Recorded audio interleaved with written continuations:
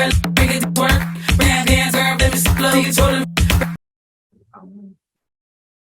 Ooh, there we go. All right.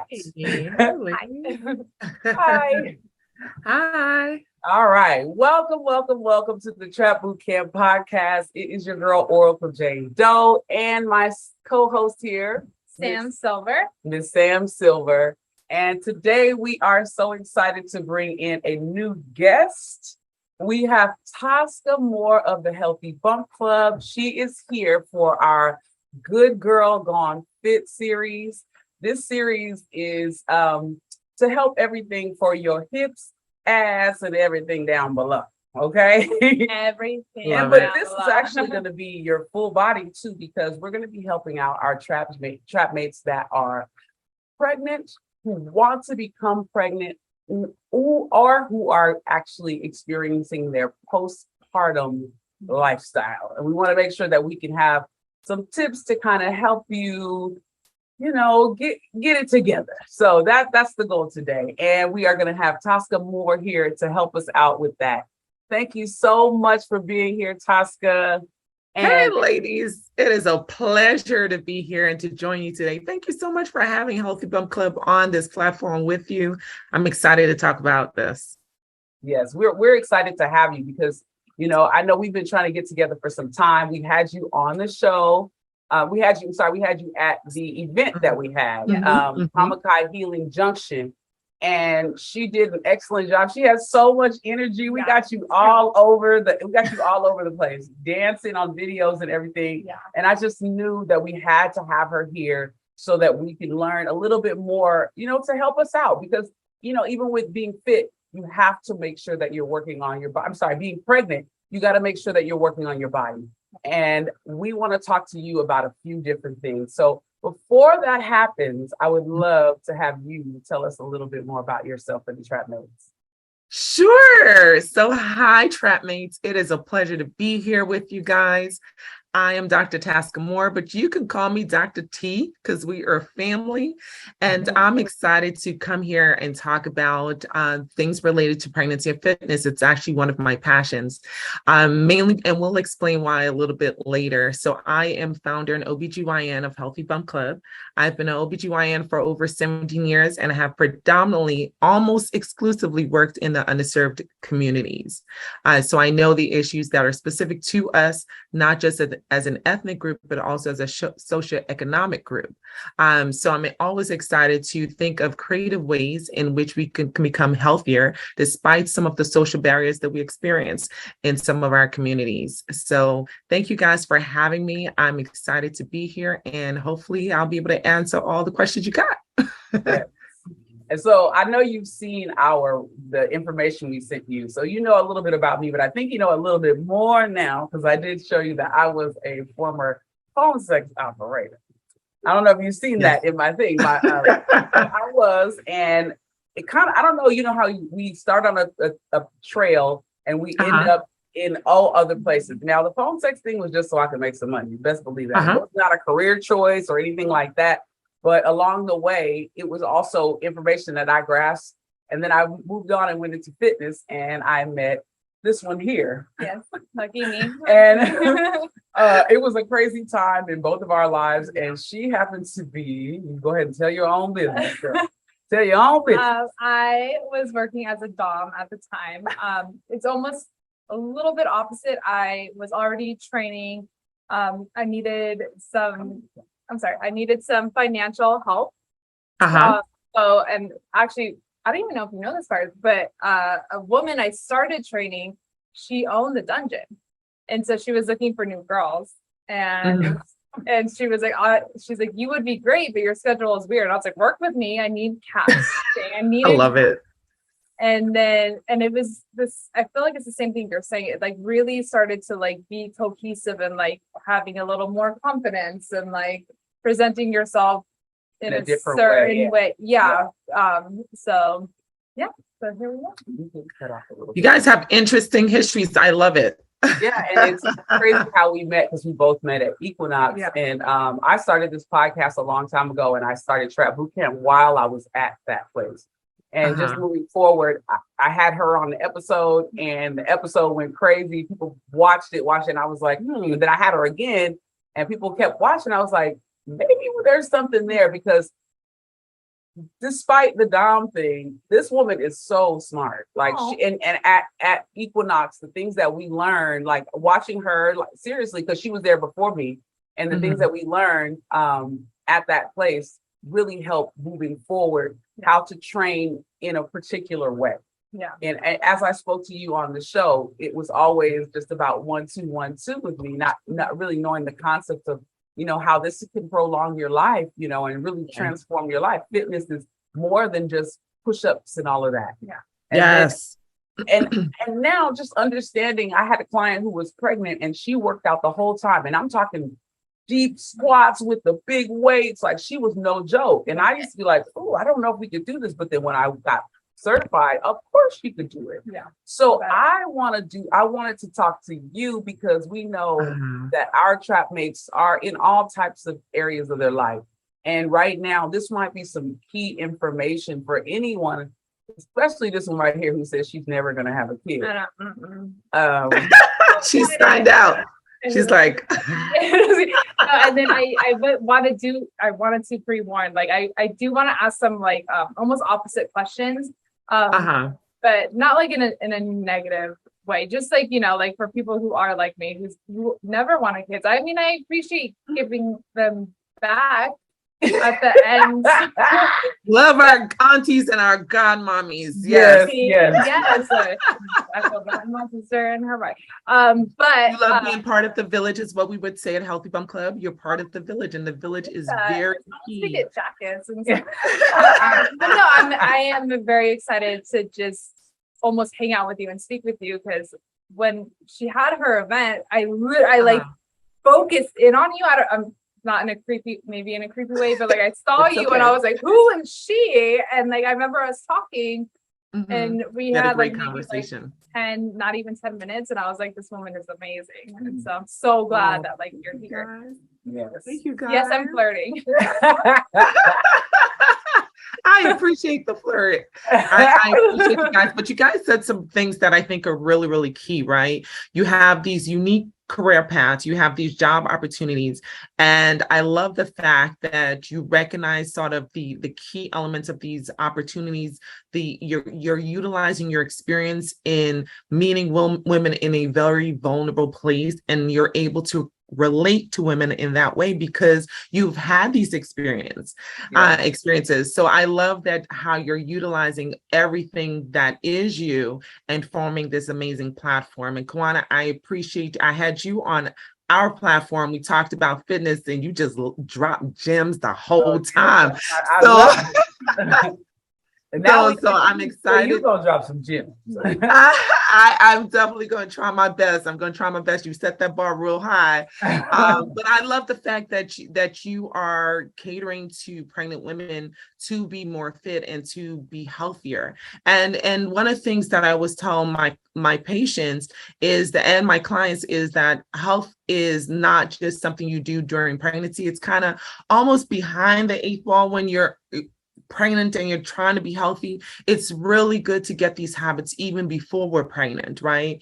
And really good to have good health habits as we're trying to get pregnant. So we know that a better body fat percentage puts you in a better position to get pregnant. It helps your fertility. You're generally healthier, controlling our chronic diseases. If we are already diabetic and hypertensive, it is not too late to change your life. We've had people come off of medications as a result of changing their lifestyle, whether it is the food that they eat, the stress level that they're now knowing how it impacts their bodies, learning how to sleep. I had to learn that one, learning how to sleep and how to value sleep. And then, of course, working out and really challenging the body to be healthier. And then during pregnancy, you got that right. You know, people used to always think pregnant women can't do that, can't do this. And I remember posting on one of the social media platforms, a body lifter. She was like lifting 300 pounds while she was at least, I don't know her personally, I just saw the clip and reposted it. She looked like she was at least in the 3rd trimester, perhaps at the end of the 3rd trimester. And she lifted without spit out face. And there were so many comments from people who are like, she should not be doing that. Why would she put her baby at risk? And there's so many misconceptions about health and fitness when it comes to pregnancy. Now, certainly, if you didn't lift nothing but a bag of groceries before pregnancy, this is not the time to start body lifting. Okay. It is not the time. You are not that girl. And it's okay. Maybe in the future, you'll be that girl. But for those who have been doing it and have been, very fit before, that is nothing for them unless we have some other issues like a cervix that is a little bit more compromised or some type of high risk issue that makes them a higher risk for having some pregnancy related complication related to load bearing. And that doesn't mean that they can't be fit. It just means they can't do those particular types of activities. But certainly for someone who's been fit before, there really are very few limitations unless you're jumping out of a plane, scuba diving, doing high impact sports. You are okay to be fit and to do whatever exercise routine is good for you. And a lot of times people kind of think walking, like people are like, okay, so I'll just walk. There's so many things you could do. You could jump rope. You could have fun with your fitness, especially from my moms with kids. Go outdoors and run around with the kids. If anything's going to tire you out, it's going to be them kids, especially if you have toddlers, right? So go ahead, take them to the park. Kids is okay. I mean, I know for sure I'm certified, but say that again, okay, for the people in the back. For the people in the back and the people who didn't even come into the room, we gonna reach y'all, okay? Yeah, definitely. If you have been running before, it is fine. And oftentimes we see those athletes, those Olympians who were running during their pregnancy, and I was like, yes, change the narrative, because you can run during pregnancy. Okay. I had one of my patients, she was so fit that people were coming up to her in the park asking her about how to be fit. As a pregnant woman, I was like, yes.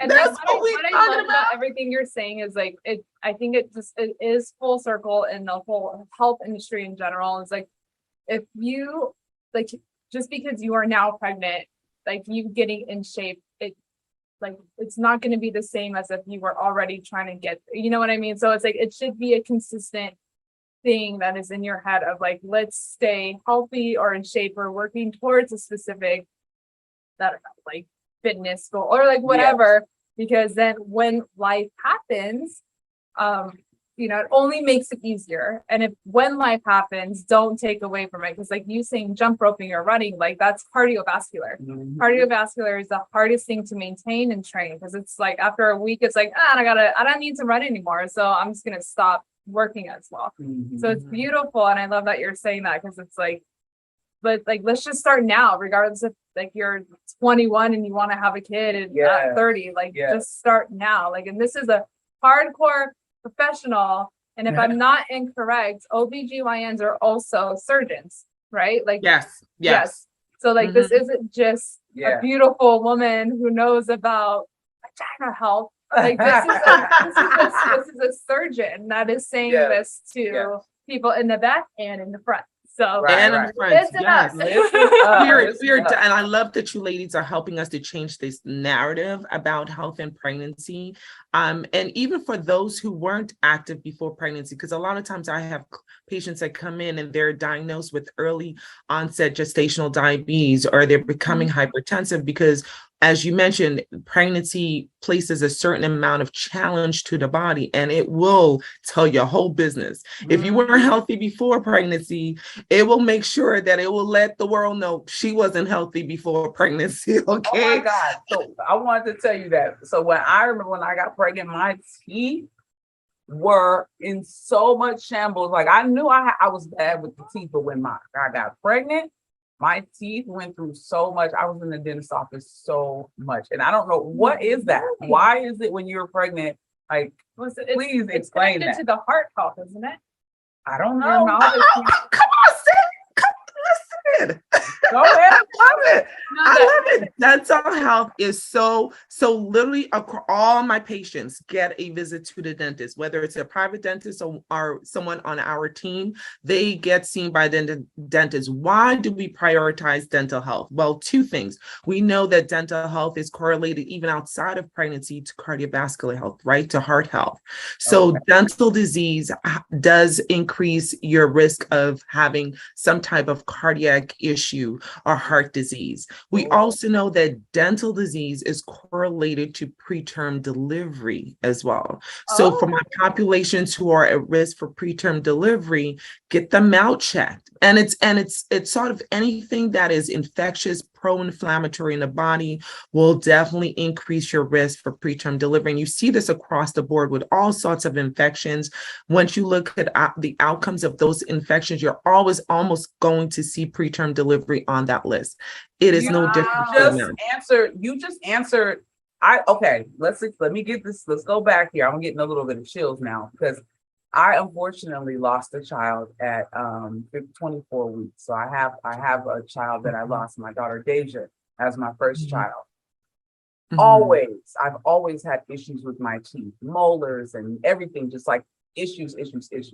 Then my second child, all of my pregnancies, I've had 5 pregnancies and two successful children.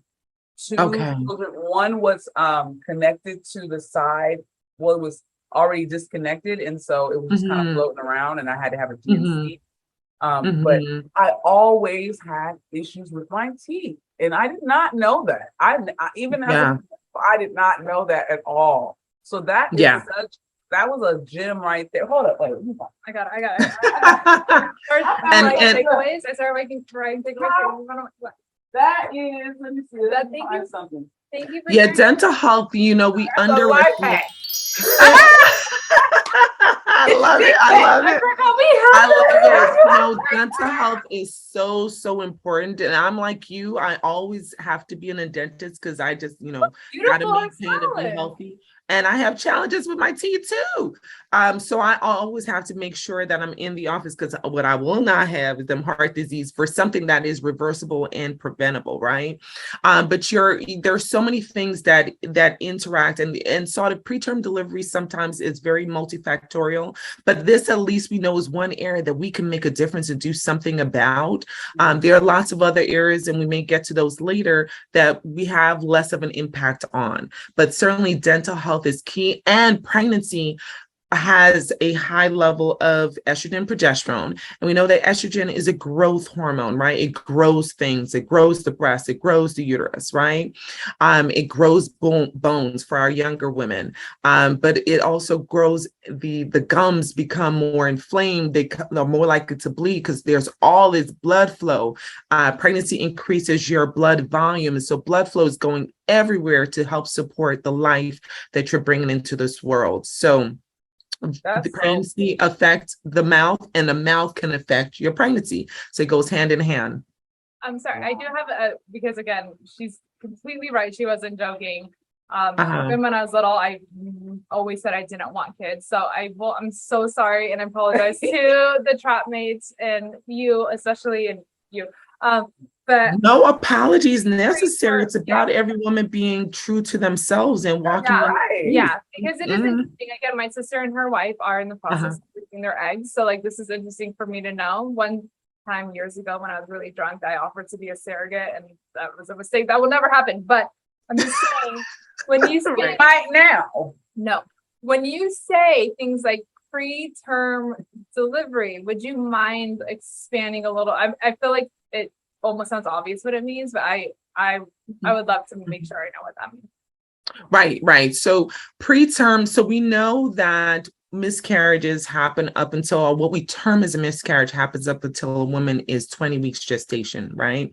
Preterm delivery is basically anything that happens after that. Sometimes you'll hear the number 24 weeks. That is the marker for viability. That becomes a political time frame, but that's why it's oftentimes brought up. So 24 weeks, it's technically the time frame or the gestational age in which a baby can survive outside of the womb. It doesn't mean survive well. It just means survive.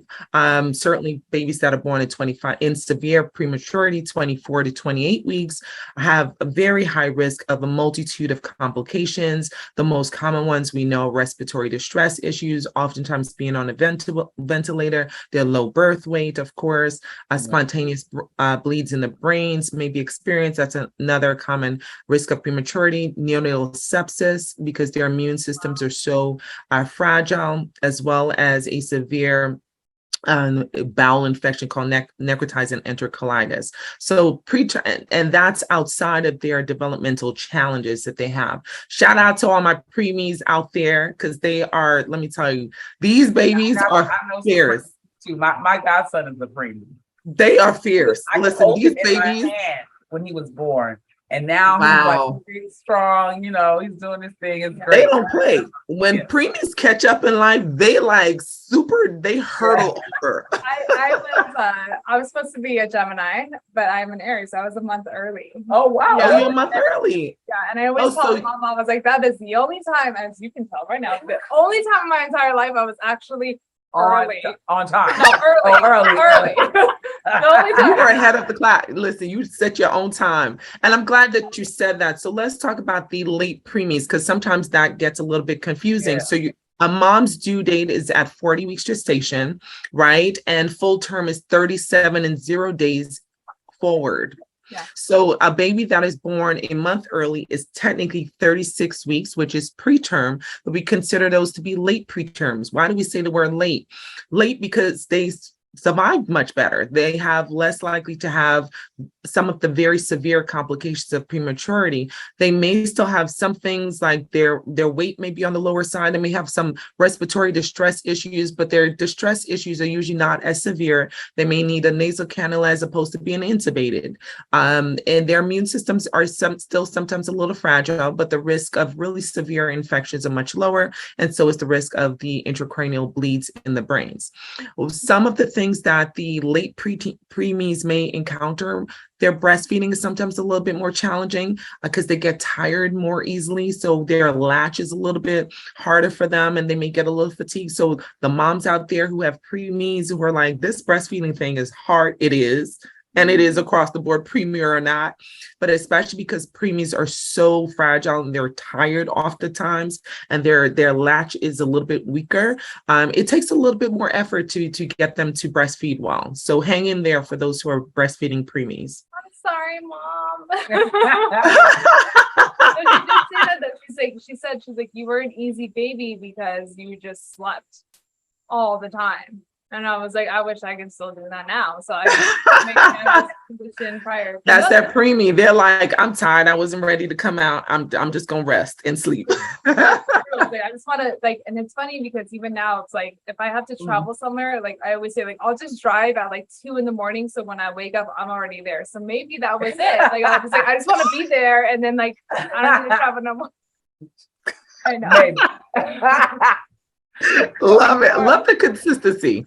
I wanted to ask you, I've been reading this book, and then I've seen this show, the Dahmer film. Have you seen that yet? I have not seen the film. I don't even know what you're talking about. So educate me on that. Okay, the film or the TV show? There's a Netflix series right now called Dahmer. It's I'm writing it down.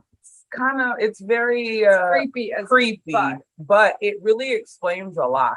And so what I want to talk to you about is what happened in the show is the mother was exposed to a lot of drugs while she was pregnant. So she was taking drugs from the doctor. She was taking all types of sleeping medications. 20-something pills a day. 20-something pills a day as a pregnant woman. But this was back in the 70s, right? And so, and then moving forward, her son was Jeffrey Dahmer. Okay. Oh, okay. I get the connection here. Okay. I want to know what is the effect of drugs and alcohol, particularly opiates, on children and pregnant moms? What are the effects? And then how does that affect them moving forward, if you have any information on that? Yeah, so certainly drugs is something we have to where that is becoming even more of an issue. And the type of drugs have changed from decade to decade, right? We went through the crack phase, went through the heroin phase, and now the primary drug that we're dealing with are opiates. Just like a mom can be addicted and go through withdrawal symptoms with certain drugs, the same thing with the baby. So withdrawal symptoms can affect the baby as well. For patients who are dealing with things like cocaine, we do know that intrauterine risk for drug use is very important to know. And so babies may struggle with low birth weights. You may have abrupted placentas. So what does cocaine do? It increases the pressure, right? The blood pressure. Well, the placenta is a vascular organ that is filled with all these beautiful blood vessels that are the source of life. So oxygenation, nutrients, the exchange of waste. So when you're taking a drug that increases the pressure in that beautiful organ, it can cause it to prematurely separate. And that's what placental abruption is. And that is a life-threatening complication. So different drugs have different outcomes in terms of the development of the baby. So actual brain development can be impacted by different types of drugs. Babies now, whether or not in terms of the perspective of sociopaths, right? So can you have certain drugs cause someone to be a sociopath? I don't know of a science that links the two, because you will first have to separate out the impact of the mom's condition, right? So mom was taking multiple medications and drugs. And so there are some medications that are safe to use in pregnancy, and those are the ones that we use. When there's some medications that are not safe to use in pregnancy, even for very common conditions. However, that being said, if someone is using drugs or is using antidepressants or multiple anxiolytic medications, there's an underlying concern with that mom. There's an underlying psychological issue that she's dealing with.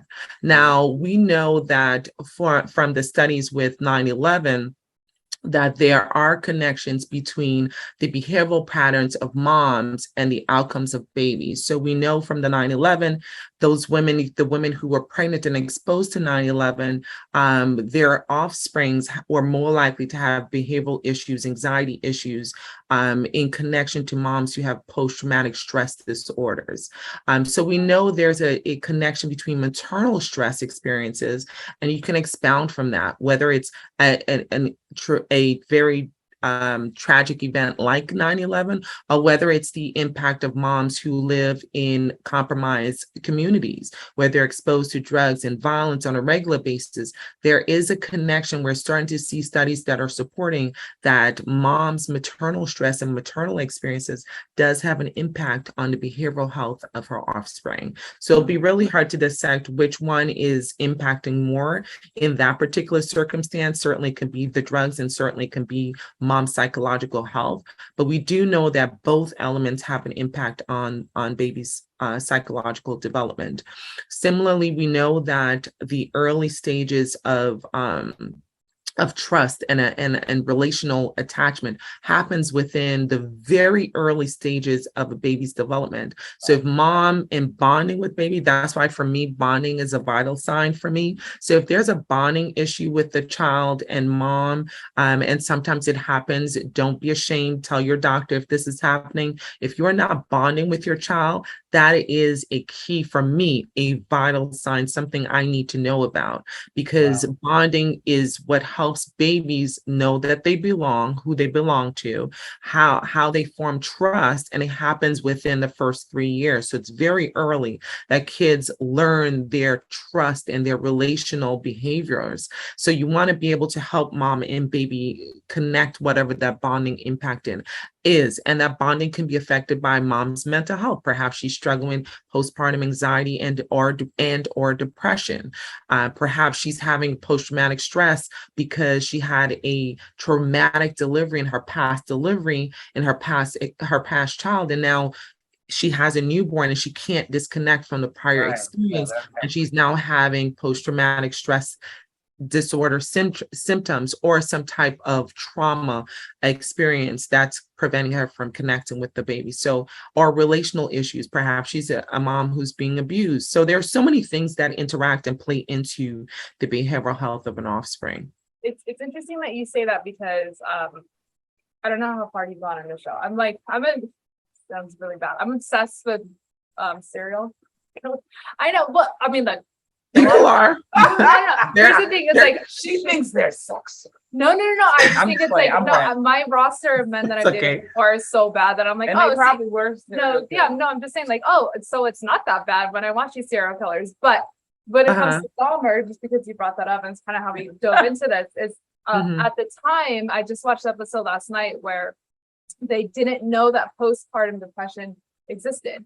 And so Dahmer's mom, who was clearly already an addict. Right. And I view him as an addict as well to like several different things. But like, I feel like that, not even giving the woman the respect of being like, you just did something amazing yet traumatic and dramatic to your body, but like you should be fine. Like I feel like that, and I feel like that probably happened to a lot of women back in the day. Like now we're we're a lot more open to like allowing the woman to have her rest after work and everything like that. But it seems to me that back in the day, it was like, get that baby on and let's have another one. Like just like you're a little machine. Like exactly. Yeah.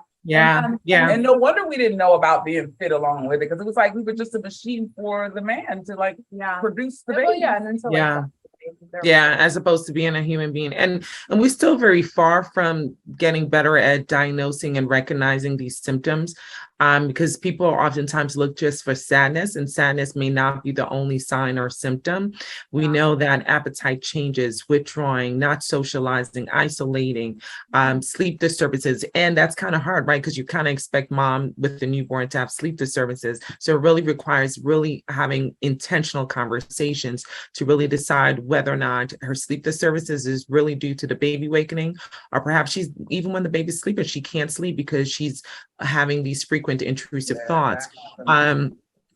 So it's we're getting better, but we're still very far from it. As many people might have heard of the incident in New York recently where the mom killed her children in the postpartum time period. So that's postpartum psychosis. So patients who have postpartum depression may be at risk for postpartum psychosis and may become homicidal or suicidal.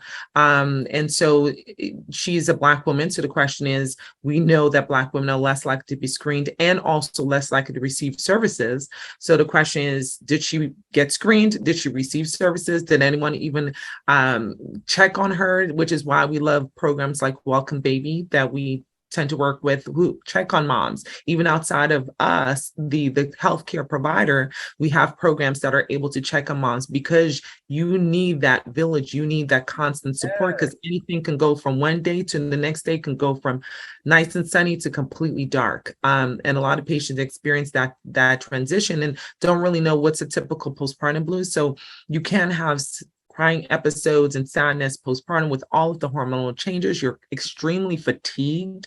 You're fatigued because you just went through something that's even more impact on your physical health than even running a marathon. So it's like, would anybody ask someone to run a marathon and then to stay up night after night? That seems really insane, right? But that's essentially what happens to women. So lightly, because like a marathon is like maybe a few hours, but this is like a 9-month situation. Marathon, exactly. And so all of the physical changes that happened over the pregnancy, and then she goes through this incredibly beautiful but incredibly sort of challenging experience, physically challenging experience to every single organ in her body. And then she's expected to stay up 24/7. Right. It's insane. It is absolutely, this is why the village is so important, because it's insane, because you won't ask a marathon runner to do that, needless someone who, like Sam said, went through something way more rigorous than a marathon, right? But that is the expectation. So yeah, we're getting better, but there's still very much health disparities when it comes to postpartum depression. But let's not forget, postpartum anxiety is way more common. My patients with postpartum anxiety is about 10 times my patients with postpartum depression. So let's not ignore the anxious symptoms postpartum. There's a certain level of anxiety that is natural, because you have a newborn, you have a new life you're responsible for, especially for new moms. You're learning, so the learning curve is like that. Yeah. You have to learn so many things so quickly. You have to learn newborn health, what's normal, what's not normal. Is the baby's breathing, you're checking all the time, right? And then you're supposed to, if you're breastfeeding, you've got to make sure you're eating and you're drinking more, and all those responsibilities. And then making sure if you had a C-section that you're recovering while you're dealing with there's so much going on. Okay. So much going on. Listen, there is so much. Women are amazing. But sometimes, that anxiety becomes dysfunctional. That anxiety becomes impact your life, and you can't really function as a result of your anxiety. I've had people who can't drive anymore because their anxiety is so high. They're not able to go outdoors because the anxiety all of a sudden is high. And that was amplified during the pandemic. So as a country, we became more anxious. So we know that the United States Prevention Services and Task Force has now, for the very first time, implemented the active screening of adults up until the age of 65 for anxiety disorders. Just came out last week, right? Why? In response to the severe crisis that we have with anxiety in the country. So moms are no different. Moms are just as anxious, and anxiety I have dealt with way more than depression recently. So when you were saying this, and I don't know why my brain connected it, I being vegetarian or something, but like they say, like when an animal is not treated right, like just say like a cow, and then right before it is, slaughtered. Yeah. So no other way to put it. The stress that this animal has, you can actually maybe it's because we talked about Dom, or I don't know, but you can taste it within the meat, right? So I feel like as a woman who is beginning to grow a child, the more stress that they're put on, I'm sure the hormones are being absorbed by the fetus. I'm assuming, right? So it's almost weird to compare us beautiful ladies to a cow or something being slaughtered, but I feel like maybe that is something that, and please correct me if I'm wrong, that people maybe need to understand is it's the same thing as this person is growing a life, and that in itself is already a very taxing thing to the body. So on top of it just being naturally taxing, make sure your women or your sister or your mom or whoever who is pregnant, they have as much of a relaxing time, because regardless, it's going to be stressful, and those hormones are going to be pumping through their body. So if we can maybe just be more aware just through the people who are listening to this, chill and relax and help the person who is growing another human, because it's already going to be happening, but to add to it. Right. Don't underestimate what you're saying, Sam, though, because you said something very profound and something that's being actually studied. So we are, in addition to the psychological transference of psychological issues to the offspring, we are seeing biochemical evidence that there is a biochemical change in the offspring of moms who are under stress. And again, we know that the main reason actually for the higher mortality rate amongst Black women is related to racism. So racism results in chronic stress, and chronic stress leads to some of the adverse outcomes that we're seeing amongst Black women, whether it's hypertension. We know the more stressed we are, the body is not intended to undergo chronic stress. We're intended to be exposed to an acute episode of stress and let that stress pass, and then our response system go back to our baseline. However, when you're living a daily life of stress, it has a very, very multiplicitous effect on the body. And so you end up with things like higher rates of preterm delivery. You end up with higher risk of preeclampsia or hypertensive diseases during pregnancy. You have so many other outcomes that result as a result of the stress, but also there is actual biochemical transference onto the baby that's now being studied. So that was you hit the nail on the head. So it's very possible that certain characteristics that we have, certain genes are turned on and are transferred down that are from our dad, even if we're not exposed to our dad, or those with the vice versa experiences, not exposed to the mom, but have maternal characteristics, right? So that's very much possible. But then you also have environmental influences. You also have, biochemical influences that affect our behavior. So behavior is really complex, and I would love to see studies that are really able to narrow down the source of why we are the way we are. But just thinking scientifically, I think it's going to be something that's going to be very hard to isolate. Right. The DNA versus the environmental forces, because that's why they say you were raised by your environment oftentimes, because our environment has such an impact on the way we think and the way we behave. It's like I have a very low quality psych degree of just a BA, but it's the nature versus nurture. Don't say just a BA. Girl, you have a BA. I mean, I say that because my dad was like, "You're going to be a doctor," and I was like, "Or a personal trainer and a dog." But also, I don't know if you guys saw the 3 Identical Strangers, and they went into nature versus nurture of psychology, which is one of the biggest things in psychology, biggest research, and it is. And did you see that documentary? No. It's so fun. Did you see that documentary? No, I didn't, but I have heard of it. It's.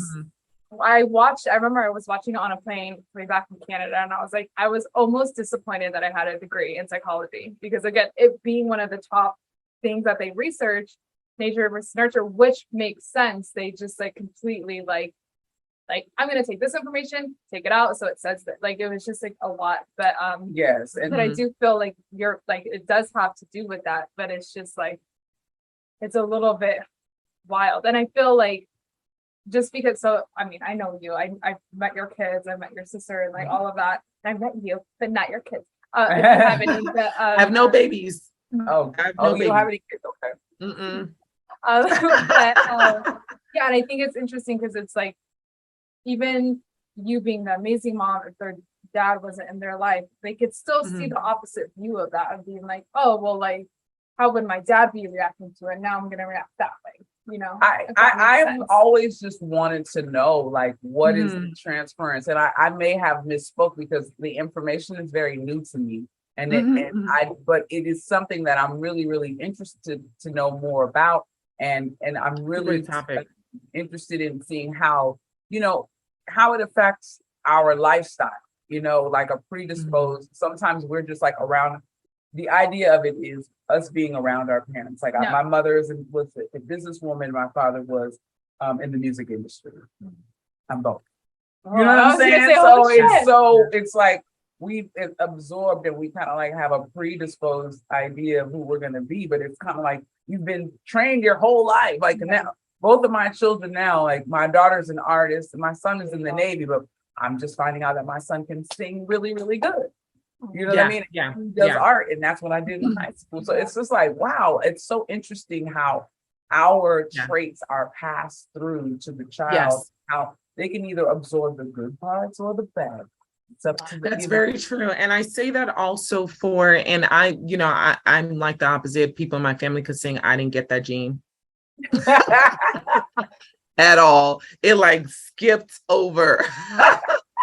But to your point, these are, and it also translates into healthy living, right? A lot of people are focused so much, and I always tell my patients, and goes into epigenetics, and I know this is beyond what we're talking about today, but that's kind of what we're touching on. And it goes to the point where I have patients who oftentimes will say, well, my family, diabetes, everybody in my family is diabetic, so that just means I'm going to be diabetic. No, because we don't have to turn that gene on. There are certain things that we can do, change it. Because one of the things that also transfer, to your point, Kawanna, is we transfer behavior, we transfer ideas and perspectives. How do we look at health? How do we prepare for Thanksgiving? Or are we cooking like Thanksgiving the whole year? Or are we just cooking like Thanksgiving during Thanksgiving? Right. Transfer, if we're more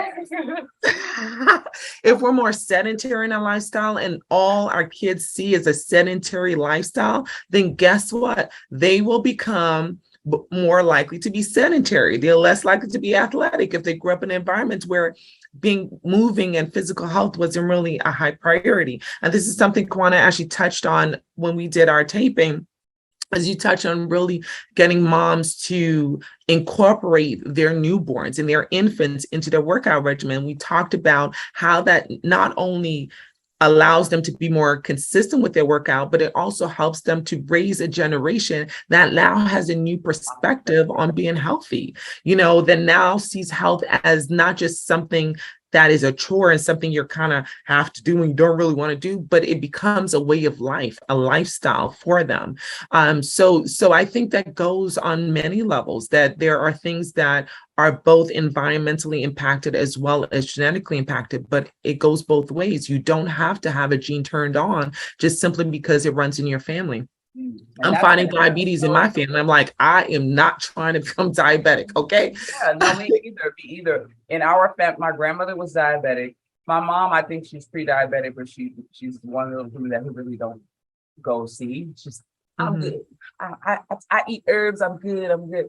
But I really made a choice to expose my children because I was that mom who threw freezers, dinners in the refrigerator. I mean, in the oven for them every night until I started understanding the impact of what food I was eating and how it made me feel. And so I was like, okay, well, maybe I should start cooking with them. And so now, like, I cook, extravagant meals just to kind of show them, like, oh, look at the colors. Like, let's go shopping and pick out every color you can find, and we're gonna make a meal with that. Or let's try these new fruits. And I feel like that has implanted that concept in their head. And when they decide to have children so I took that out. I took diabetes out of my lifestyle. I don't believe that has to be a part of my lifestyle.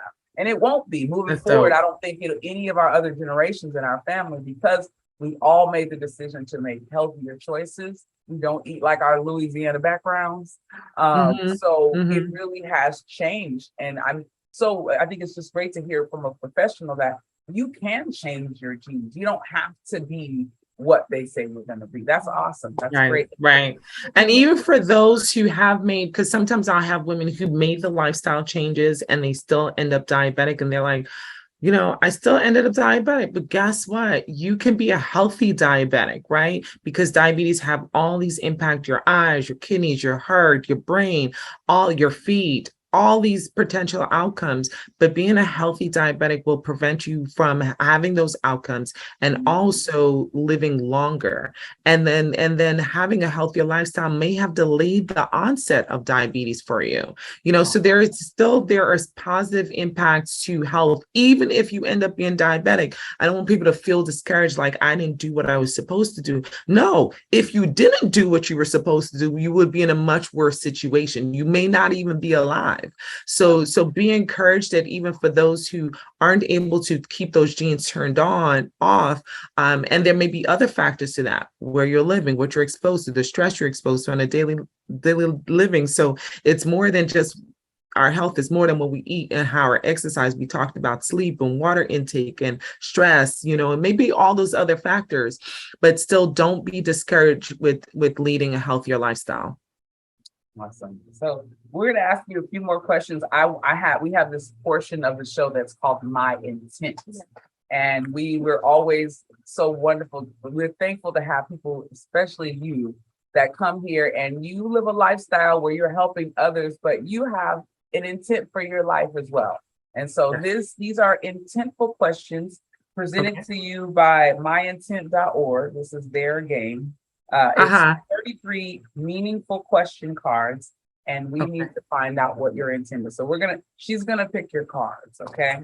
Okay, I'm excited. Gotta pick your card. And I'm nervous. What y'all about to ask me? Oh, they're positive We don't questions. know. We don't know. We don't know what it is, but it's positive. Before I'm so sorry.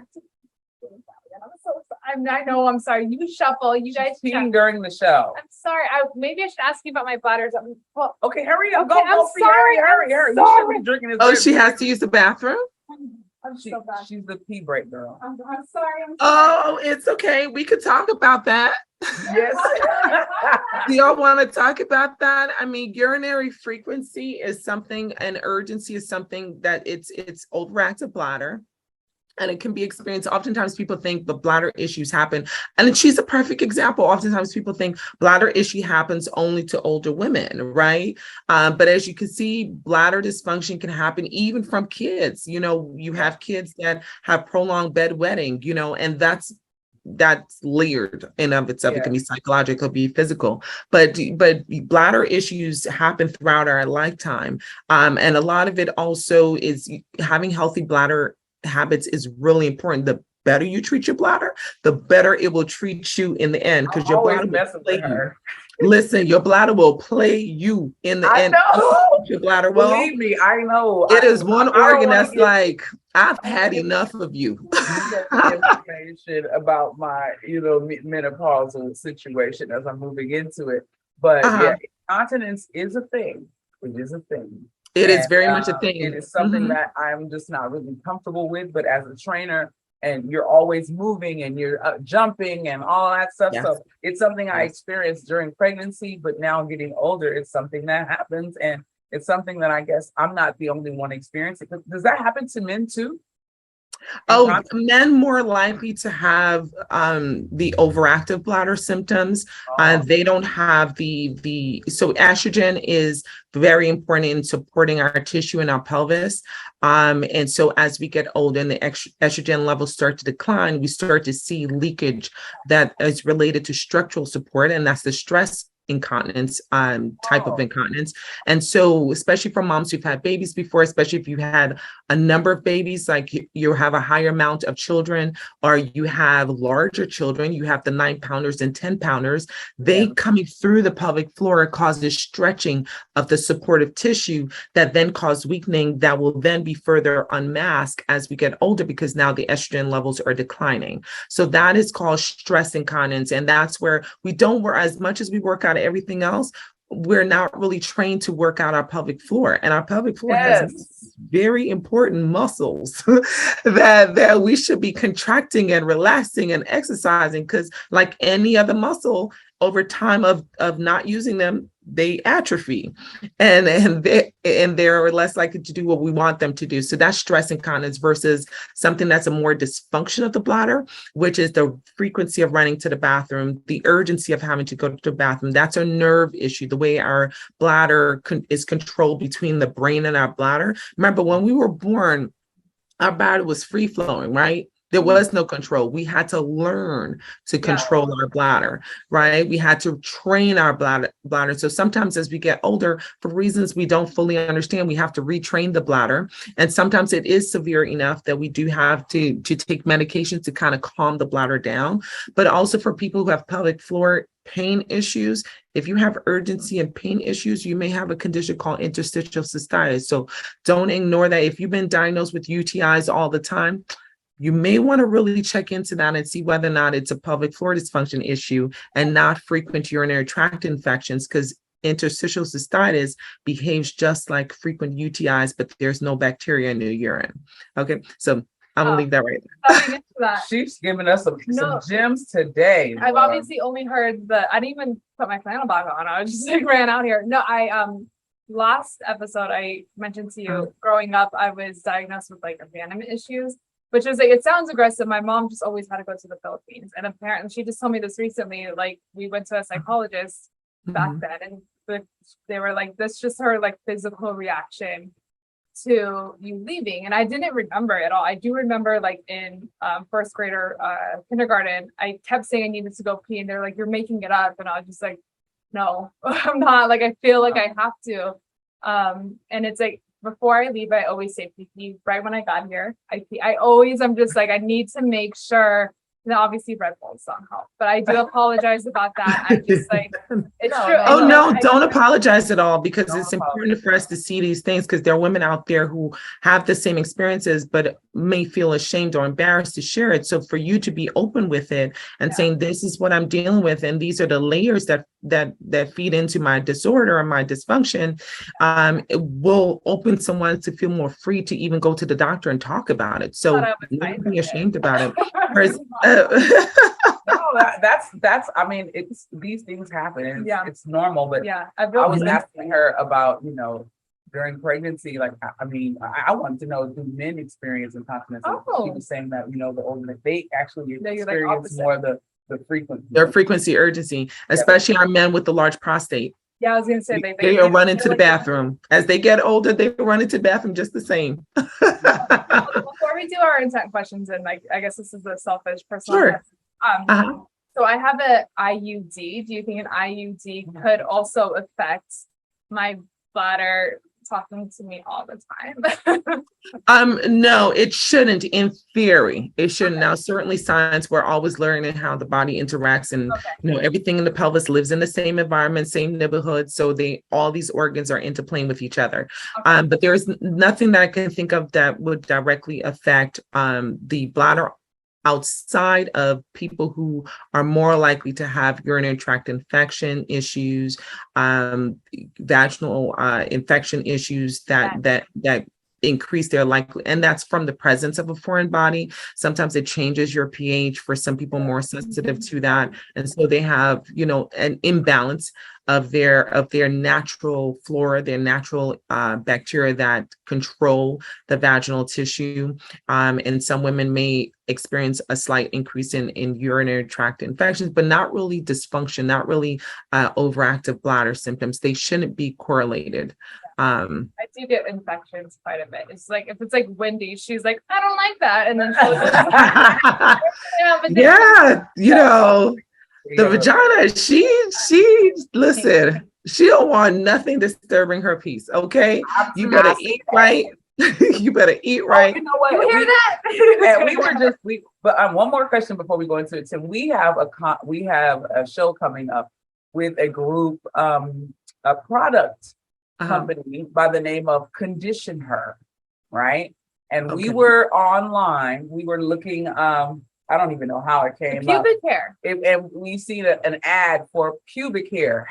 #save pubics. The Venus shade. Venus shade. Something. Yeah. Right. And so we started talking about coochie hair care. There's actually now a thing. Well, they're focusing on women who don't shave, and talk about that. Like, during pregnancy, is it safe to use products? Like this one is a natural product, but because you're pregnant and that is close to where the life form is it safe to use any products, or vaginal creams or sprays? Or even shaving, because shaving opens up the pores, right? So sometimes the technicality of even taking care of your pubic hair is challenging in the third trimester, and you may have to get some help. But in general, pubic hair is healthier. I know some of my shavers don't want to hear that. It is there for a reason. Everything that is on our body is intentional. And the pubic hair has multiple functions. It aids in friction, right? You're less likely to have friction issues. Those who have my thick THIQUE women who have the rub burn between the legs, the more hair you have in that area helps with the gliding, right? And also it helps with cleaning up bacteria. It helps to reduce bacteria to the area. It helps to take care of our pores. So the eyelashes to the eyeballs as the coochie hair is to the coochie. That's what we said. The coochie hair is to the coochie as the eyelash. I'm loving the analogies, lady. I'm loving the analogies, but they to your point, there is key function. So when we remove them, we're now increasing our likelihood of infection, of having bumps in the areas, of having friction issues. Now our thighs are burning because we took off the hair that was supposed to help us with the friction. Right. So all these things become more common. But to your point, we have to remember that the largest organ is the skin. And when we put things, and I get this question often with, just beauty products in general, whether it's deodorants, whether it's, can I dye my hair? Can I put this there? Our skin is one of the main functions absorbing, right? So whenever we put something on the skin, now in theory, certain things you may say, well, the absorption risk is probably, if you do it rarely, it's probably minimal, but it's not negative. You are going to absorb any chemical you put on the body will be absorbed to a certain degree because that is the function of the skin. It's doing what it's supposed to do, right? We're the ones that are changing things up. The skin is doing what it's supposed to do, which is absorbing things. And that absorption, we don't know that there's not enough studies on all these different things. And sometimes people say, oh, but it's natural. But yes, so are a lot of things, right? A lot of natural things doesn't necessarily mean that it's not harmful. Adding it on top of our body. Right, exactly. And there's certain like teas that are natural, but they are abortive, right? But so you can't drink them when you're pregnant because even though it's naturally growing, you consume it, it has abortive qualities, I'm sorry, I didn't want to interrupt you, but that kind of thought of like honey, like pregnant women aren't supposed to really have honey, right? Not a lot. It's more so for the newborns that we're concerned about with honey. But yeah, honey is natural. But kids, we gotta be careful with honey and kids. We have to be careful with any type of natural product. You always want to make sure that you are either seeing a naturopathic doctor who can tell you the potential risk, or at least running by your healthcare team so you know whether or not this particular product is safe to use. Marijuana is a natural growth, right? But there are certain questions about it, the impact on pregnancy, even though it's natural. And you can question a natural. Yeah, well, because it's forms of marijuana too. I don't think it's natural. Yeah, I was about to say you can question whether that's truly natural anymore, natural, but it was originally natural. Yeah, it ain't no what we're more. seeing now is very much contaminated, modified, and altered in various ways. Yeah.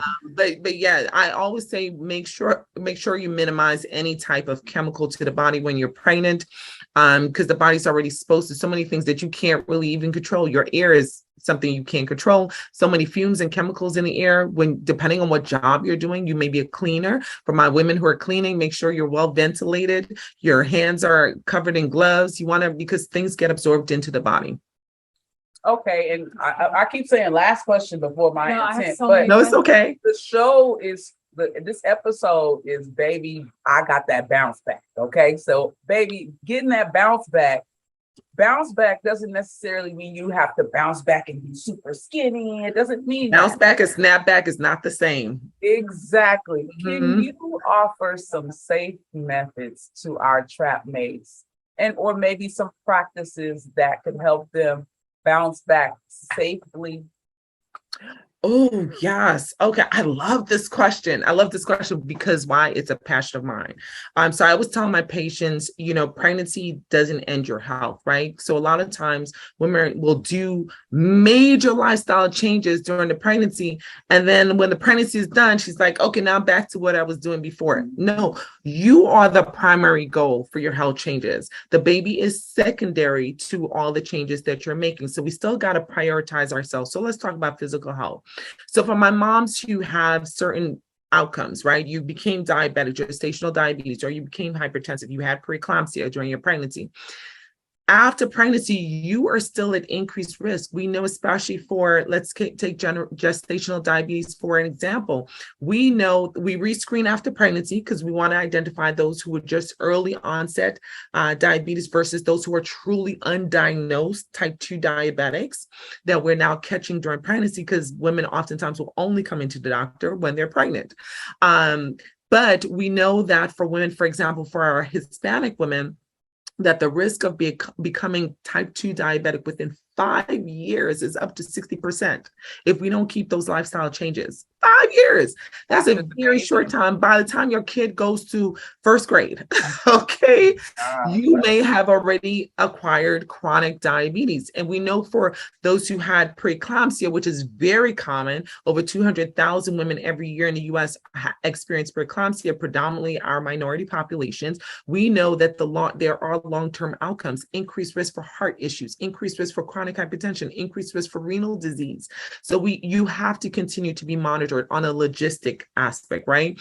But then let's talk about physical health. If you have obtained a physical lifestyle that you were able to be focused on and obtain during your health pregnancy, it is a great time to continue that throughout your lifestyle, because we know what 75% of women, for example, within a year after pregnancy will still have their pregnancy weight.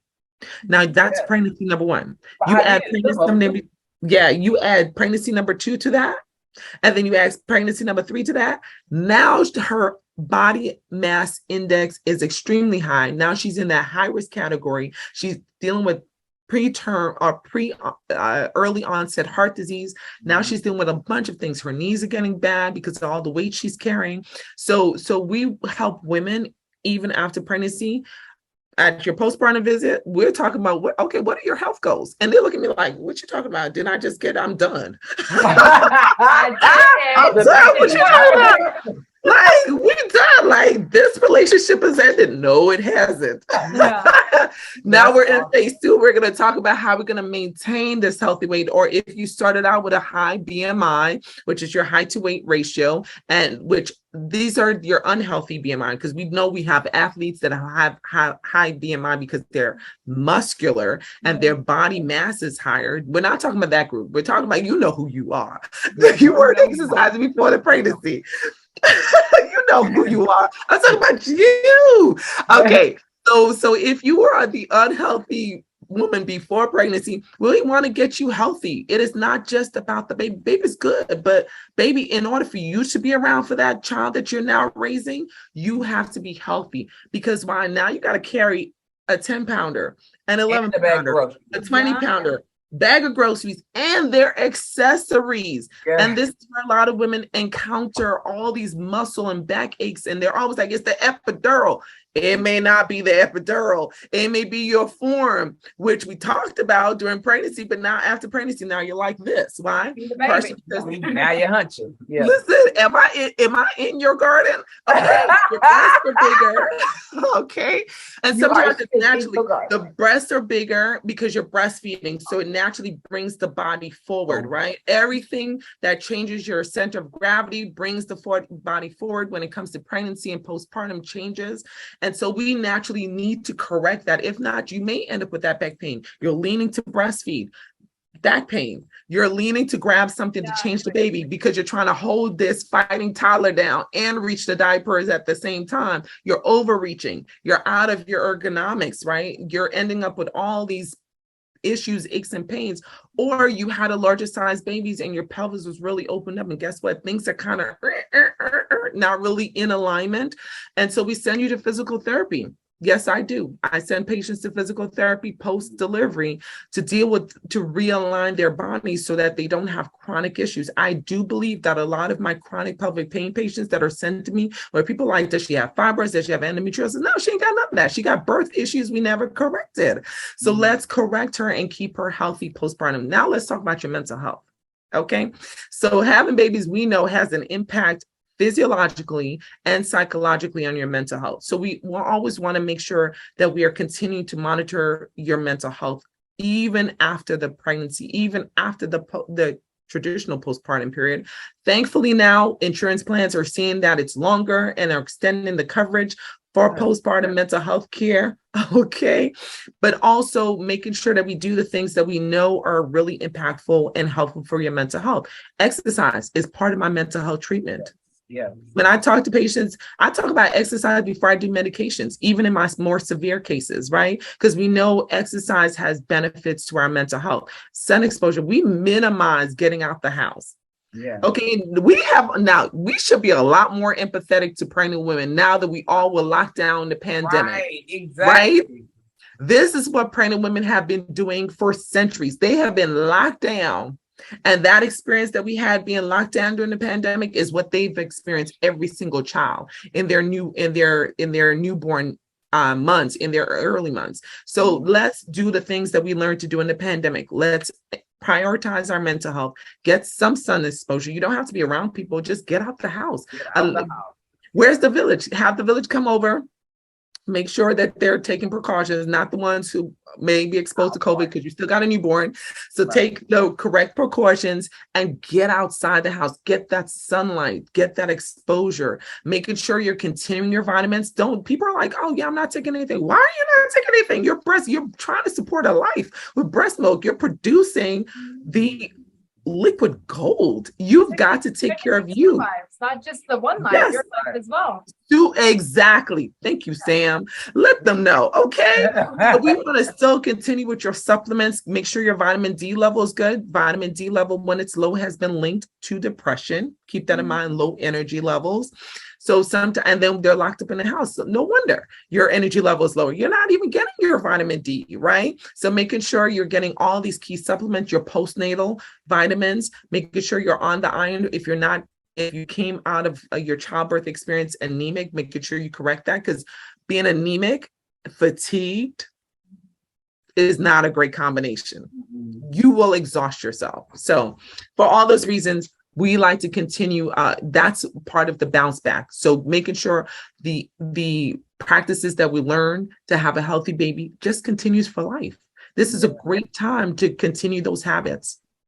Again, I never wanted kids, but I really love everything that you've said because one, it's just literally saying stop and look at yourself as well. Because women in general, I mean, sure, men, but like let's just stick with the real things here.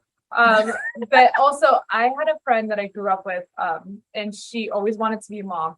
She started popping out babies. And I remember after her first one, and because we didn't talk for a while, I asked her, I was like, so like, how are things going? Blah, blah, blah. And she was just like, it just seems like I go in and they make sure the baby's okay. I'm still wearing diapers, which I didn't fucking know was a thing. I didn't know that you grew a placenta. Like I was just like, I'm very new to this stuff. And I just remember the one thing she really said was, no one gives a shit that I gave birth to this baby. They just like, they're checking the baby and they're like, all right, cool, you're good, bye. And so it makes like you saying this, like anyone just give this woman's name out because it is true. Like just because you pop something out of your hoo-ha or your C-section does not mean that you are no longer a person. Right. And it's not just about the baby. It is about the person carrying the baby and extending the life of the baby because you're actually the protector, the nurturer, you're everything. So that has to be right. Yeah. So thank you for spreading that message. And I want to spread that message more, regardless of what my situation is with children. Like, I think it's just very important. Like, and my sister and her wife, and like just don't give up on yourself because I think that's not at all been a huge for me where I'm just like, well, what about me? Like I am selfish, which is why I don't want kids. Like I'm just I don't think it should I think that we're also using this word selfish.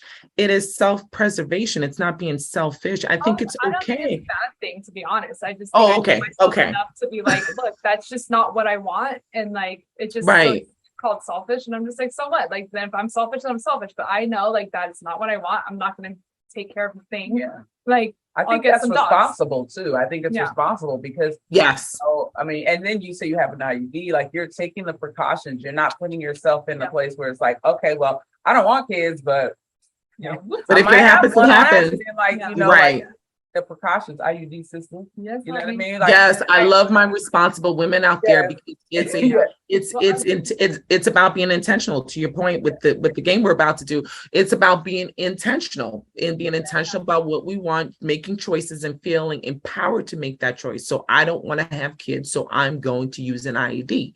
I want to have kids, so guess what? I'm going to be in my doctor's office before I start to even conceive. Because there are certain things that we could have prevented had we known and had a visit even before you try to conceive a child. And that's what we're really trying to educate the education of women, of coming into the office and saying, hey, I think I may be ready to have a child next year. And not just being like, if it happens, it happens, because there's certain things about your health we may want to address before. There's certain family history that we may want to address. If you have a cancer history in your family and you haven't been screened for cancer, I have women with thyroid cancers diagnosed during pregnancy. Okay. You don't want to be knowing the history of your mate, like Yes. that's being responsible too, because you don't want to have that pregnancy. You meet this guy, one night stand. I mean, it happens. No disrespect to anybody that's had that happen. It does happen. You're being responsible, and you have to make that choice to not pass his traits through. You know what I mean? Because Right. you don't know what's going on with their life. You don't know about their family. You don't know their what's going on with their father, their mother. And that child. And then you have the child, you're like, wait a minute, what did I miss? Exactly. And to your point, I had a friend who I used to look at her like this when she said it, but she was about being intentional. She had the sickle cell trait, and she was very intentional about screening the men she dated. Because it was important for her to know their sickle cell status. So to your point, it's important to know their family history. And you know how many times I ask my patients about their his family history, and they're like, "Oh, I don't think so. I gotta ask him." Yeah, we should have asked him before. Yeah, you have to share this thing with somebody else. Make sure that person's worthy.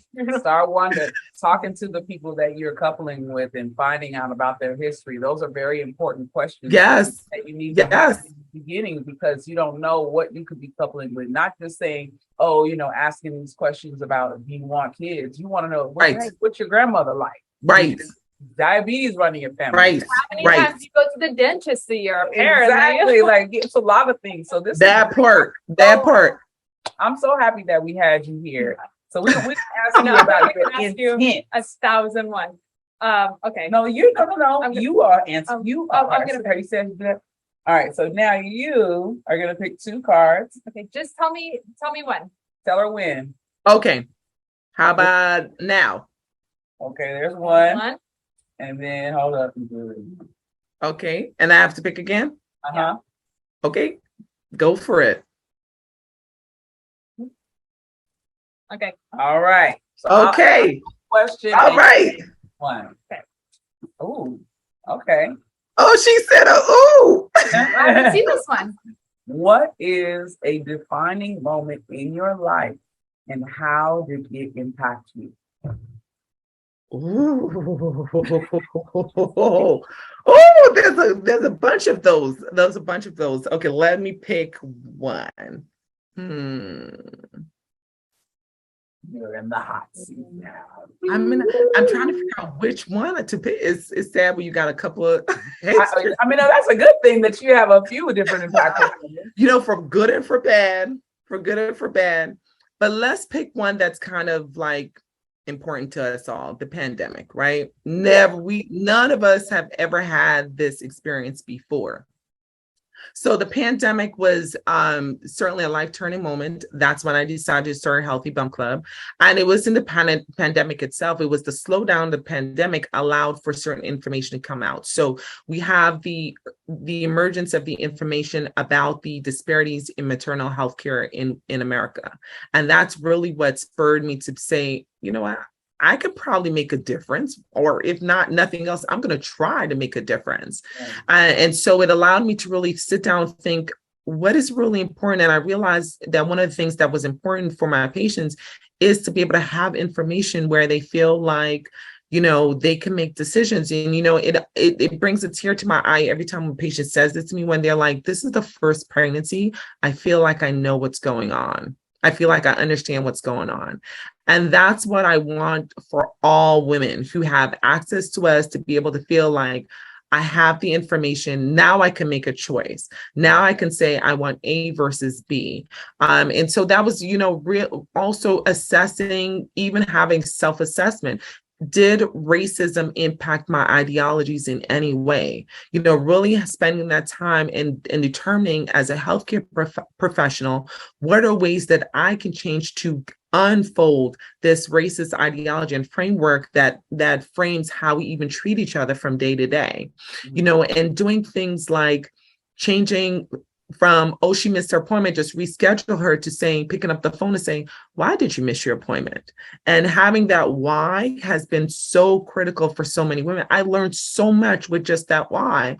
I learned, you know what, I don't have childcare. You know, I learned I don't have, with the rising amount of gas, I just don't have the money to come, you know, and being able to say to women, hey, did you know that insurance can pay for your transportation to your appointment? And they're like, ain't nobody else told me that.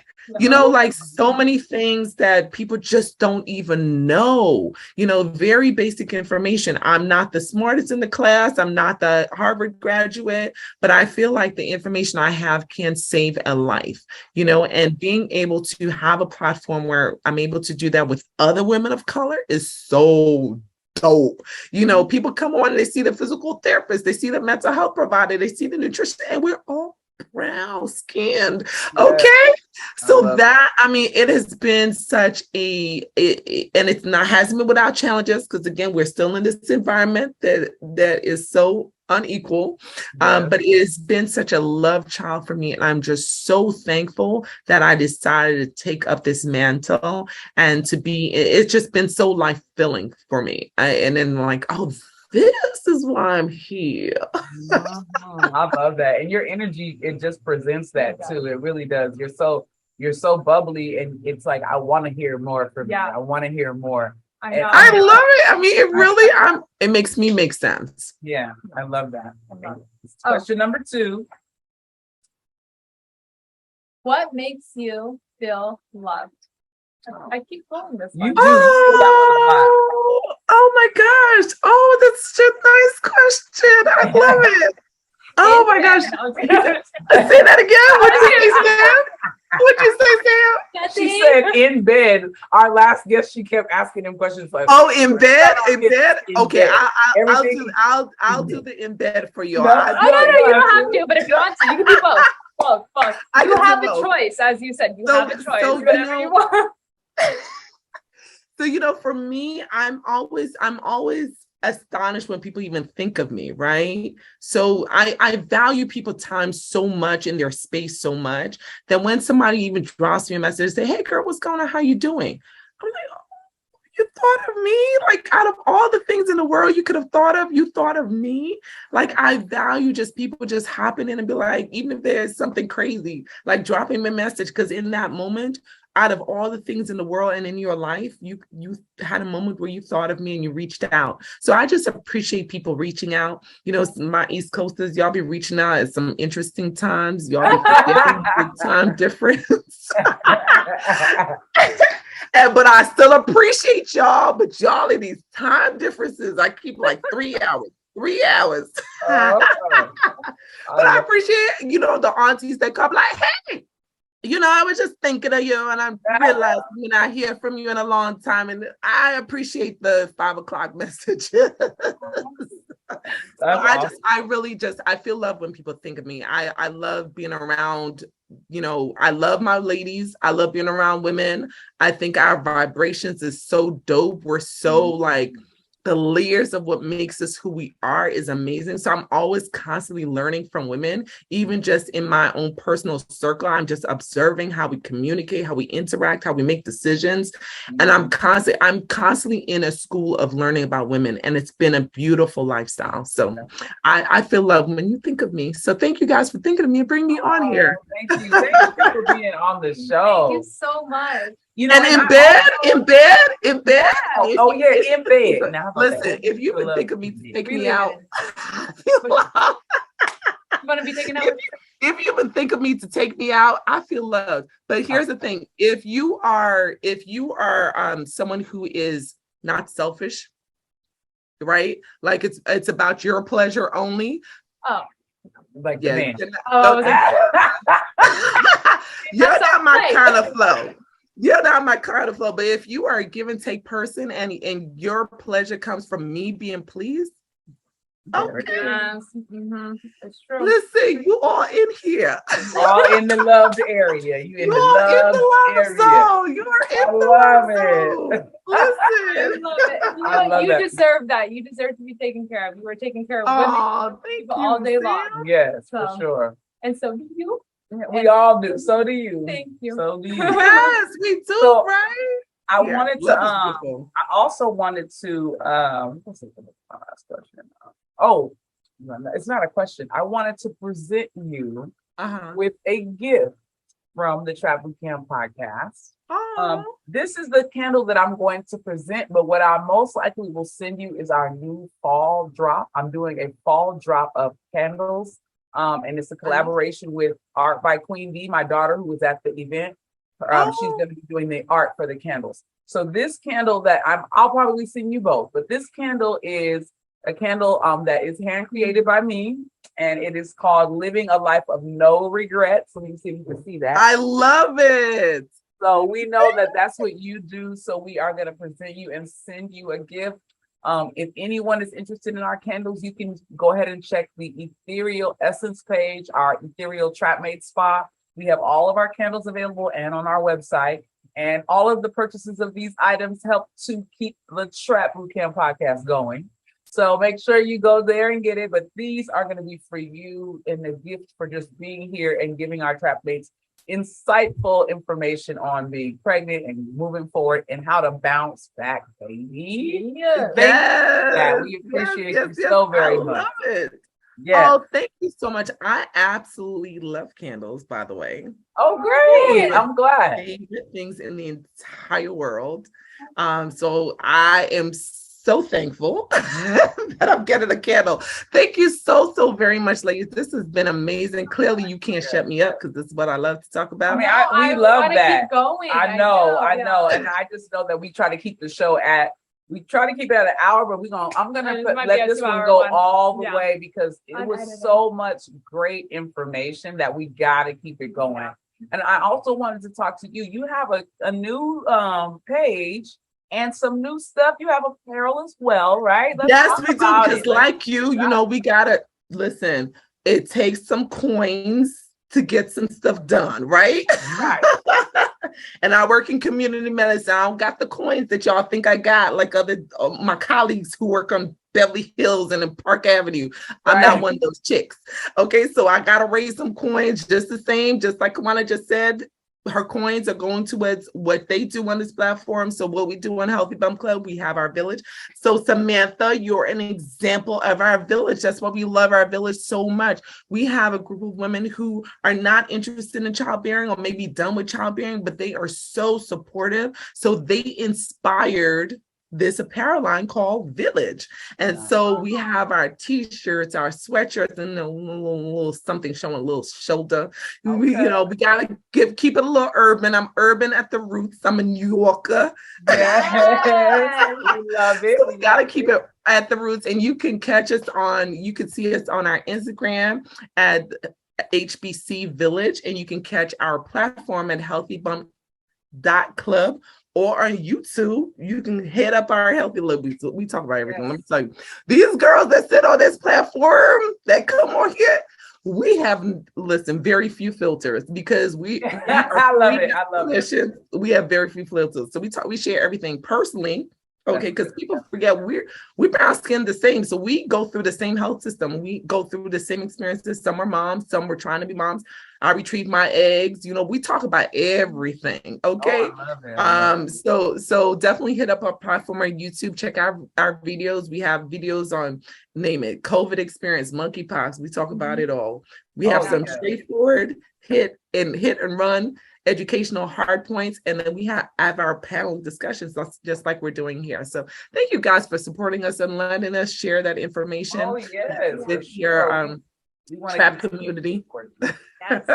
Love to have you back and just keep the flow going. Maybe after we do a condition her one and bring you guys together. I think we're gonna try to do a panel of women, professional women with products and stuff, just so that we can get some more information out there, because this series, the Good Girls Gone Fit, I think is going to be a good series for us to kind of just understand our bodies and what we're all going through. I think that's a great way. And then, we're going to try to explore some really good things too, because I want bringing her on the show was intentful, because the dominatrix, she made me understand dominatrix in a whole nother aspect, and her being a psych major.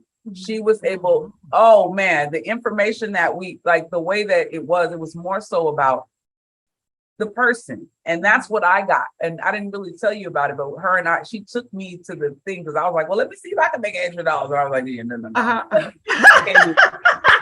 You're like, but that is not my flow right now. Yeah, like, I'm dominant, but I am not a dominant. How about that? Right. There's a difference. There's a difference. But the information and the way that the concept, the way that she explained it was like, these are regular people that can't express themselves and they're just expressing, and I'm allowing them to be themselves. And sexual deviancy is a different thing. Like, it's a whole nother podcast, but we are going to talk about it. Yeah. And I like that. I love that we're talking about these topics. I really do. Yeah, I think that that's what this show is about. And we're thankful that you came on the show because you gave us so many. This is so fun. This is so fun. Yes, let's definitely do it again. You feel loved when someone takes you out. I know you and I have been talking about going out. Let's just all go out and get kind of wild. Yeah, we should. We should make it like that. I have a location that I just went to recently, and I was thinking of maybe doing like an outdoor kind of like campfire thing, like where we just kind of talk and be free, as women. Come up with something. Especially as business women, there's so many things we can talk about, right? Life on so many levels. So that would be great. Honestly, I don't get along with too many females. So like, I'm like, y'all. You're not around a lot of people. I'm so grateful for her. Like, introducing me to all these beautiful women. So it's like, I really appreciate just like being able to be myself and hanging out with you, but then also being able to meet people like you. So like, let's please keep it going. I'm glad you're having such a different experience. That's good. That's what we're supposed to do for each other, right? Like, that's why we're here on earth, to help each other through our journey. Why. We are thankful for you coming on the show. Thank you. Be on the lookout. Send your information so we can send you your gift, please. I will. Again, thank you for coming. Right? Thank you for having me, and all the best to you guys on this amazing platform. And Sam, about to take some notes. She got notes. She has so many notes. You may have to convince Sam to have a kid. No. We may have to work on that. Sam is about to run out of here. Okay. Sam just taped her hoo-ha. She taped it up. I gotta go. She's actually going out the door now. Uh-oh. But we want to thank you again. Thank you so much for coming. Thank you for coming. And we are going to go ahead and sign off and get our trap mates to please follow and please look up the information. Taska, we are going to put all your information up here. Thank you so very much for being a wonderful addition to the trap. Thank you for having me. I'll see you next time. See you next time. Bye. Take care. Bye-bye. To support the Trap Bootcamp podcast, please rate, review, and subscribe. Leave a message on our Anchor page. We'd love to hear from you. Follow us on all social media platforms and share if you got the time.